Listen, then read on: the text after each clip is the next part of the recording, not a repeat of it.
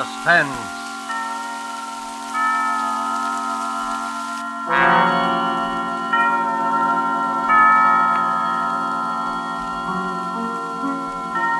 This is the Man in Black, here again to introduce Columbia's program, Suspense. With us in Hollywood tonight as star is Mr. Otto Krueger, whose career on the screen and on the stage has afforded him a precisely equal number of appearances as a character on the right and on the wrong side of the law. Whether the man Mr. Krueger portrays tonight is devil or saint shall leave for you to judge when the play is over. It is called After Dinner Story. The author is Cornell Woolrich, the radio adapter Robert L. Richards. And so, with the performance of Otto Krueger as Mr. Hardecker, who told this extraordinary after-dinner story, we again hope to keep you in suspense.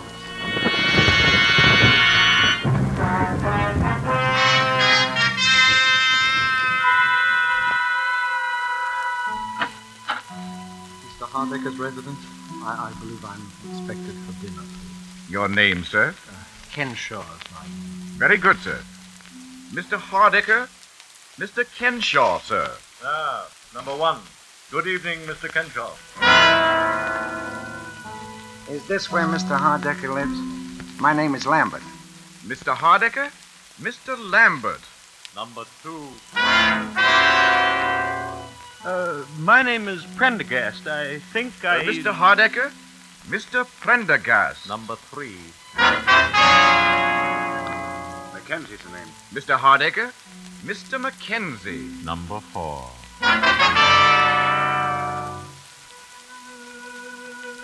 One, two, three, four.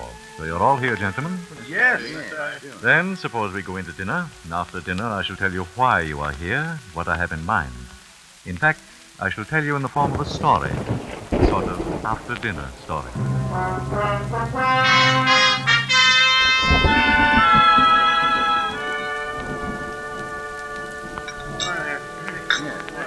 All right. That's a great cup of coffee. I enjoyed it. You pass that, please. Well, gentlemen, did you enjoy your dinner? Yeah, it was swell. Then, if you'll excuse me for just a moment, I have certain instructions to give the servants, and after that I shall rejoin you. I shan't be long. Certainly. Well, what did that crack mean? Certain instructions to the servant. How should I know? I don't like the looks of the whole thing.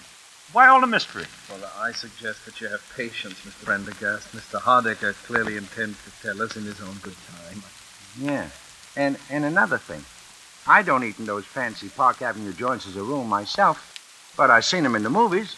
They always pass the food around to everybody. They don't bring it out of the kitchen already on your plate and just hand it to you. Well, what possible difference can that make? Well, I don't know, but I know it ain't right. No. None of it's right. Why does a man invite four perfect strangers to dinner? What is this thing he has in mind for us he keeps talking about? Well, all I know, he says he'll make it worth our while, and I can use a little of that worth your while stuff, the way business has been lately. Obviously, the connection between us is that we were all in that elevator a year ago. Oh, what of it? There's no mystery about that. The police cleared that up the very next day. Maybe Mr. Hardecker doesn't think so. Sorry to have kept you, gentlemen. Now, suppose we get down to business. Mr. Hardecker, none of us wish to seem rude, but we were just wondering what this business is all about. You had come to the obvious conclusion, of course, that it has to do with my son. Well, yeah. I don't see why we're... well, sorry, naturally, but that's all over and done with, Yes, and I... almost. But there are one or two little details that I thought you gentlemen might help me to clarify. Oh, well... Fine. Well, then, if you don't mind, I know you must remember most of it, but it's almost a year ago. I'd like to go over the whole story from the beginning. Well, that's all right. Well, it was just before 5 in the afternoon, on August 30th of last year, when the matter which concerns us here this evening had its beginning. And on that day, and at that time, all four of you, perfect strangers, who had never seen each other before in your lives, found yourselves, for personal and business reasons of your own, on various floors of the Norfolk building in Midtown Manhattan, waiting for the express elevator to take you to the lobby. The first passengers were on the 21st floor. 21. Going down, please. Express car, going down. There are now 3 men in the elevator. The operator, Mr. Kenshaw and Mr. Lambert, who had gotten on at the 21st floor. 18. Going down, please. Face the doors, please. Going down. Now there are 5 men in the car. Mr. Prendergast and Mr. Mackenzie had entered the elevator at the 18th floor. 15. Express car to the lobby. Going down, please. Say hello to Eleanor for me. You bet. Bye, Dad. Bye. 6 men in the elevator. The last to enter, I had accompanied to the elevator door myself. He was my son. These things drop pretty fast. Too fast for me. Hey, this baby is moving. Look! We can't stop it. We're out of control! Stop it! Look out, we're going to hit!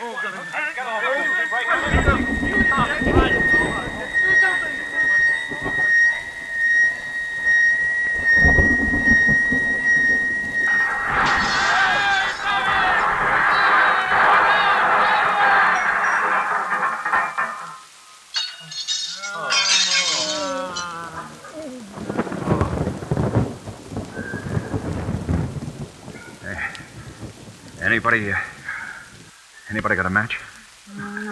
I think my leg's broken. Get me out of here. I got a wife and kids. Somebody get me out of here. Get me out Shut of up here. a minute, can't you? You're not the only one with a wife and kids. Has anybody got a match? We've got to get this door open. Yeah. I don't have it. We're liable to suffocate in here. These things are practically airtight. Where's the operator? Operator, he's over here. I can feel the braid on his coat against my hand. Oh. Hey, what about it, Bud? You got a match so I can see what I'm doing here? Hey, operator. He's dead. Dead. Why doesn't somebody come? What's the matter with them? Why don't they come? Pipe down, will you? Pipe down. There, I got it. Now we'll get a little air anyway. Oh, there's a light up there somewhere. Yeah, I can hear voices. There, you hear them? Help! Help! Say, there's no use yelling your head off. They know we're down here. Yeah. I wish my leg didn't hurt so bad. Oh, let's see. Try wrapping your shirt around it tight. May stop some of the pain. Thanks. Yeah, easy. Now what? Nothing. Just sit and wait. That's all. Why don't they hurry? What are they waiting for? Why don't they Take hurry? it easy. Take it easy. You could be worse off. Worse off? Yeah. Like this poor guy, the operator. He's dead.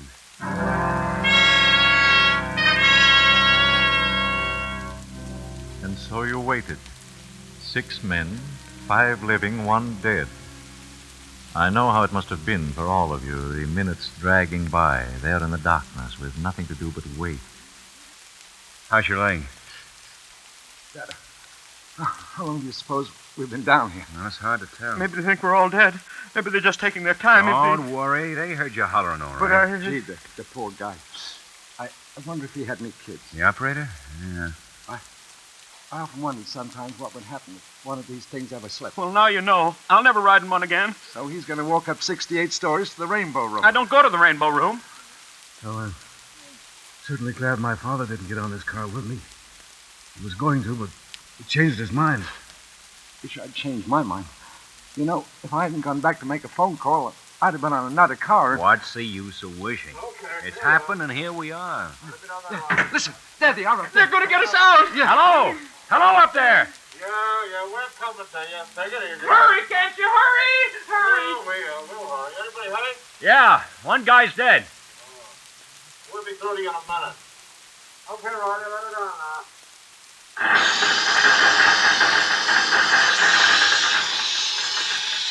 Look at that light up there. Acetylene torches. Yeah, they're gonna cut a hole in the roof. What a racket. Oh, I'm nearly deaf already. Listen, you guys. We're coming through, see? Watch out for spots. Get your rides and stand back against the wall. Okay. I never knew those things made so much noise. It's because we're closed in. No! What was that? I don't know. I thought I heard somebody holler. Yeah, so did I. Must have been one of those guys up above. Those sparks are enough to blind you. Well, don't look at them. They will blind you. One went right by in front of my face, right across the car. They couldn't have. They're dropping down. Did you see it? It was awful bright. Oh, just a reflection. Don't look at it. I guess they got it cut through. Phew, yeah. I couldn't have stood much more of that. They're pulling off the top. It won't be long now. All right. Stand clear down there. I'm going to jump down. Yeah, cop. And no cop ever looked lovelier. All right. Pass them ropes down now. Okay, hold it. All right. Who's first now? Who's the worst hurt of you all? How about this fella? Now, that's the operator. He's dead. Hey, look. Those other two guys are both passed out. Yeah, shocking. Officer, I've got to get out of here. I feel pretty bad. Hey, hold your horses. There's nothing wrong with you. But That man's got a broken leg there. Who's got a broken leg? I have, I think. All right. Can you sit in this rope sling here? I'll try. Now, hang on with both your hands. I'll be all right. Okay. Pull him up. Well, so long, fellas. Take care of that leg. Thanks. Yeah, thanks. My name's Lambert. Mine's Mackenzie. Maybe we'll run into each other sometime. Yeah. Well, so long. All right, let me have that rope now. Well, who's next now? Now, maybe you better take those two guys that passed out. They might be hurt. Why, sure. How about this young fella? Sure. He got a little blood on him, hasn't he? He has that. glass from the light fixtures, I guess. Well, I don't think it's serious. You don't, eh? No, he seemed to be all right. Well, whatever he seemed to be, he's not now. This man is dead. Dead? Oh, but he can't be. Look here, my lad, you don't seem to realize that you've come through a pretty serious accident. I know, but he can't be dead. We heard him talking just a few minutes ago. Isn't that right? Yes, I heard him. Well, sure. He was talking to us here in the dock. He said something about being glad his father wasn't on this I elevator. can't help what he said or what you heard him say. This man is dead.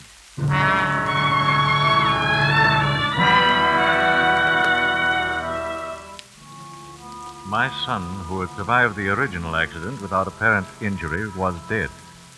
You gentlemen were more fortunate. You lived. 5 days later, you four met again. It was the police headquarters. About 2:30 on a Friday afternoon. The last to arrive was Mr. Lambert. Here, Mr. Lambert. Thanks. Hello there. Hey, how's the leg? Pretty good. Mr. Lambert, That's right. I'm Chief Inspector McMahon. How do? We'll just take a seat there. Well, we all here now? Mr. Kenshaw, Mr. Prendergast, Mr. Yes. McKenzie, That's me. Mr. Lambert. Yes, sir. Well, now, as I told each of you over the phone, I won't keep you very long. I just wanted to ask a few routine questions about that business of the elevator the other day. Well, what's the matter? Something phony about it? Not for our money. It's an open and shut case. Suicide. Suicide? Yeah. You mean the operator wanted to bump himself up so he could... No, not the operator. He died of a fractured skull. It's young Hardiker we're interested in. His father's been raising a row, so we said we'd investigate, but... I still don't get it. Wesley Hardiker was killed by a .32 caliber bullet through the heart. You mean he killed himself right in that car with all of us? What else? He wasn't shot when he walked in, and he was dead when we brought him out. Unless one of you killed him. Whoa. Well, now. Any of you know him? No. Well, then there you are. Even the father had to admit that as far as he knew, his son had never seen any of you before in his life. But it don't make sense. What don't make sense? Well, I mean, a guy shooting himself in an elevator with 4 other people that nobody didn't even know it. Did any of you hear the shot? Not before they started the blowtorches. I could swear to that. Couldn't have heard one anyway. Yeah, you see. Hey, wait a minute. Did you hear something? No. But Mackenzie, remember I said when I was laying on the floor of the elevator that I thought I saw a spark from one of those blowtorches that went across the car instead of falling down? That's right. Anybody else see it? The blowtorches were absolutely blinding. You couldn't see a... How about you, Mr. Kenshaw? I'm afraid that I fainted or something silly like that. I'm not a very strong person. Well, it was probably the gunshot, all right. Nothing very mysterious about it. The gun belonged to young Hardiker, licensed in his name, and had only his own fingerprints on it. Well, maybe I shouldn't ask, but why did he do it? The official verdict is suicide while of unsound mind. He seemed all right. He talked to us perfectly sensibly just before it happened. Just goes to show.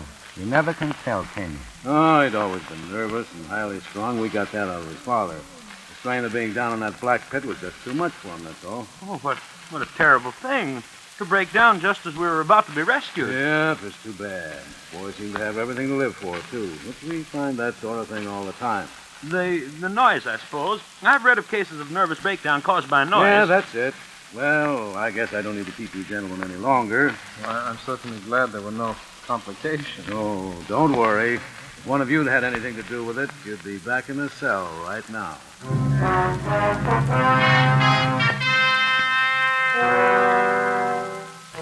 That was almost a year ago. Last week, each of you received a phone call from me. I can well understand and sympathize with the fact that you were somewhat astonished, perhaps a little suspicious of what you heard. I don't doubt that most of you debated at some length in your minds the advisability of accepting my invitation at all. You, for instance, Mr. Mackenzie, you are married, as I remember. I imagine that you talked quite seriously with your wife about the whole affair. I phoned your home, I believe, at about 8:30 last Monday evening. Yes? This is Mr. Mackenzie speaking. Well, I'm sorry, but I don't seem to place you. Oh, of course, Mr. Hardiker. Well, frankly, I don't see the point. You don't know me, and I don't know you. Yeah? Yeah, I see. Well, all right, Mr. Hardiker. I'll be there. That's a funny name. Who was it, dear? His name is Hardiker. The father of that boy who killed himself in the elevator last year. Oh? Well, what does he want? He wants me to come to dinner with him on Saturday at his home. Why, how lovely. He's a very important man, isn't he? Did he ask both of us? No. As a matter of fact, he's asking the 4 men who were in that elevator with his son when he died. What a strange idea. Seems sort of gruesome to me. Yeah, that's what I thought. Didn't he say anything? Oh, he said quite a lot. Well, what did he say? I was just thinking. Oh, now, please, Stephen, don't sit there and be so tantalizing. What did he say? Well, he said something about his son's estate. Seems his son had quite a lot of money in his own right. The old man said he didn't need it, and there weren't any other relations, and... Well, he sort of hinted that he thought it might be a good idea to split it up between the 4 men who were with his son in his last moments of life, as he put it. Why, Stephen, how wonderful. Why aren't you excited? How much is it? Do you suppose it's a lot of money? I don't know. Why, it might be several $1,000s. It might be several $100,000. Oh, Stephen, what's the matter with you? Just such a crazy thing to do, that. I don't see that makes any difference. If a man wants to do a nice, kind, generous thing. Look, honey, if it was generosity, he'd give it to charity. If it was a sort of memorial to his son, he'd set up a scholarship or build a hospital or something. Well, The old man was pretty broken up about it when it happened. I remember reading something about his being in a sanitarium for a while afterwards. And he never did believe the verdict of suicide. The police must have told us that at the time. How do I know he doesn't think one of us killed the boy? oh, that's absurd. All right. But anybody who's crazy enough to divide up a wad of dough between 4 perfect strangers is crazy enough to think a perfect stranger killed his son. Oh, why, that... Maybe he thinks we all did it. Maybe he's wacky and has some crazy idea about revenge and is going to use the dough as bait to get us all together. I hadn't thought of it like that. Perhaps you ought not to go. I already said I would. Oh, anyway, maybe it's on the level. Stephen, do you still have that gun you used to have when you worked at the bank? Yeah, I have it there. I think you ought to take it with you Saturday night. Honey, I think you've got something there. I think that's a very good idea.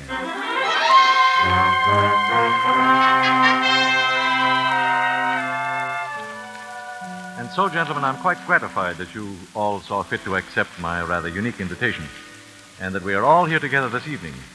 By the way, Mr. Mackenzie, I'm afraid I must ask you to give me that gun that you brought along.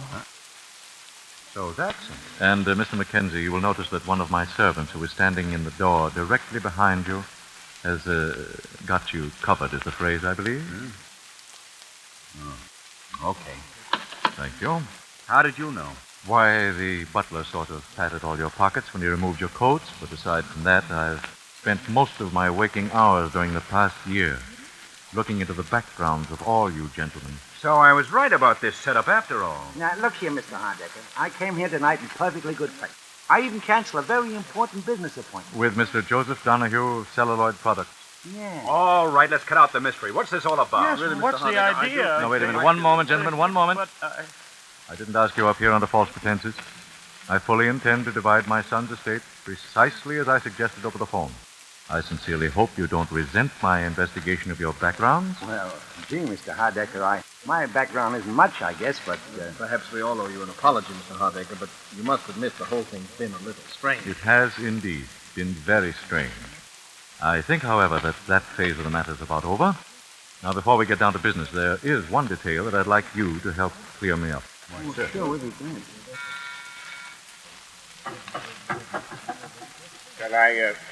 Shall I bring it in now, sir? If you please. Is it well mixed? Yes, sir. In the center of the table. Thank you, Johnson. Now, please see that we are not disturbed on any account whatsoever. Yes, sir. Say, that looks good. What is it? Oh, it's got quite a number of things in it. White of egg, mustard, milk. It sounds like an antidote for poison. It is an antidote for poison. And what? Gentlemen, there is a murderer in this room. One of you killed my son and hasn't paid for it yet. Oh, don't be a fool. The coroner's verdict was suicide. This is not a discussion, Mr. Mackenzie. This is an execution. I'm getting out of here. There is a man with a gun outside each door. You'll find them very unreceptive to that idea, Mr. Prendergast. Sit down. He's got us. Well, The only thing we can do is try to talk a little sense into I'm it. not open to arguments, Mr. Mackenzie. One of you killed my son. I know who that man is. It's taken me a year to find out, but I now know. The food that man ate tonight was poison. Yeah, no, but In 10 minutes, he'll drop dead. you can't take the law into your own hands that way. Unfortunately, the law demands a very specific type of evidence. The police, whom I consulted repeatedly, do not believe it possible to get a conviction on the evidence I have. And therefore, the conviction must come tonight. Well, you wouldn't dare. You couldn't kill a man in cold blood that way. There is an alternative, Mr. Prendergast. It is there in the center of the table. The antidote. Oh. The murderer may either confess his crime by drinking the contents of that bowl, or he may keep silent and go to his death here tonight. Privately executed for what cannot be publicly proved. But they could send you to the chair for that. I am quite aware of that contingency, Mr. Crenshaw, and quite willing to accept the consequences. But the murderer will have gone to his death before me. But how do we know you poisoned the right? The murderer knows, Mr. Prendergast. The rest need have no fear. hey, I think the guy's crazy. Maybe he poisoned all of us. Look, Mr. Hardiker, this whole thing is insane. Nobody killed your son. As to that, we shall shortly see, Mr. Mackenzie. The man who killed my son has approximately 7 minutes to live. 7 minutes. It's me. I know it's me he's poisoned. My whole insides are on fire. It's me he's Don't poisoned. fall for it unless you're sure. The whole thing may be a gag. I assure you, nothing has ever been more serious, Mr. Mackenzie. I don't feel so good myself. Neither do I. Probably just indigestion.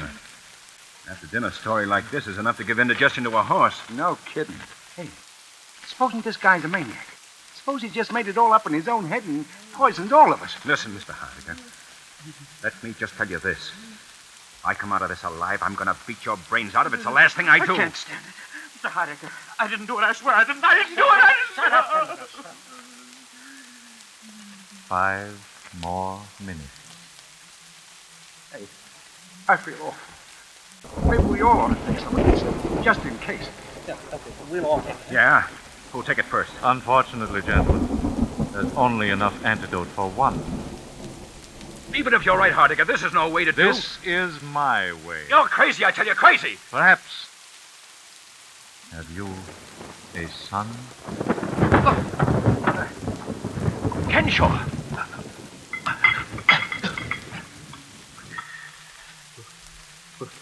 Will it save me?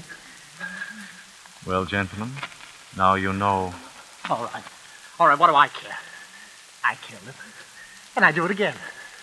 I hated him all my life. In school, in college, he never even knew that I existed. He was too good for someone like me. And he had everything.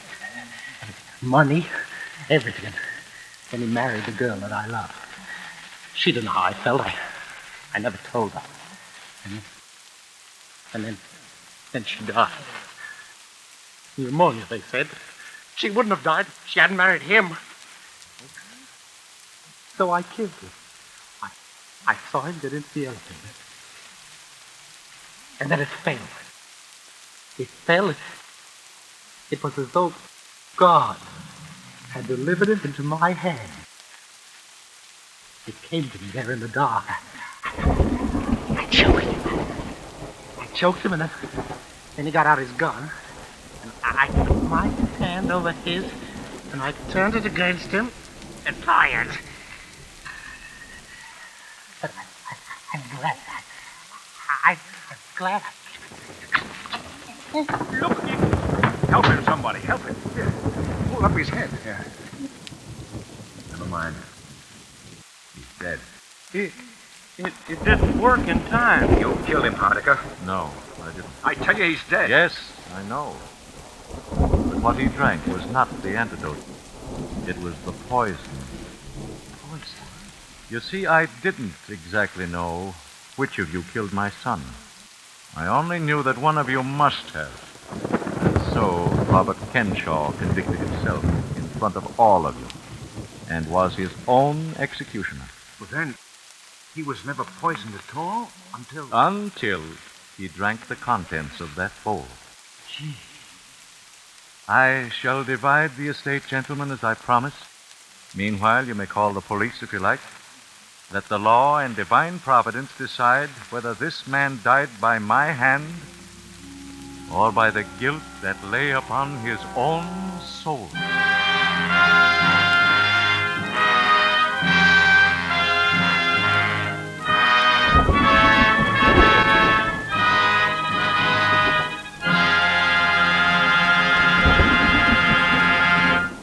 And so closes After Dinner Story by Cornell Woolrich, starring Otto Krueger. Tonight's tale of Suspense. This is the Man in Black, who conveys to you Columbia's invitation to spend this half hour in suspense with us again next week, same time, when our star will be Gene Lockhart in the suspense play called Statement of Employee Henry Wilson. The producer of Suspense is William Spear, who tonight also directed the broadcast, and who with Lud Gluskin and Lucian Morowick, conductor and composer, and Robert L. Richards, the radio author, collaborated on tonight's Suspense.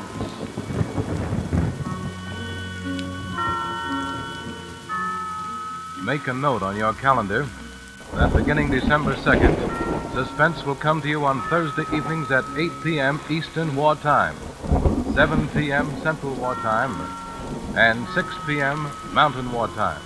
Remember, Suspense will be heard on Thursday nights beginning December 2nd. This is the Columbia Broadcasting System.